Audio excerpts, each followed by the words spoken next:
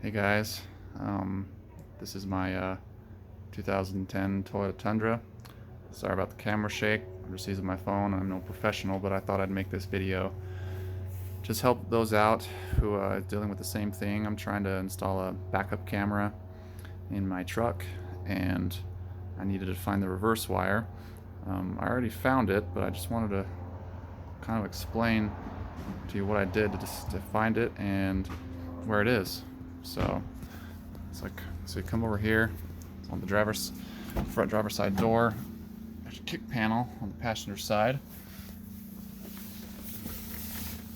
You can see that. That's the white connector on the bottom, and it's that blue wire, the one just above the red. That's your reverse wire. So the way I figured this out is I had a friend help me. I started the car. Now if you don't have a voltage meter, you need to get one. This thing is awesome. So you have a negative and a positive. Turn it on and you set it. I set mine to 20 because that's more that's about more voltage than you're probably going to need. So just turn that on. You put this on a metal part of the vehicle, and then you take your red lead and you stick it into one of the wires to test it.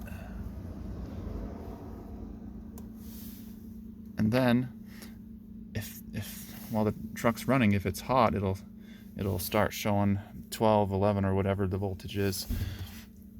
But as soon as I put the red on and I put it in reverse, it went from 0 to 12 volts.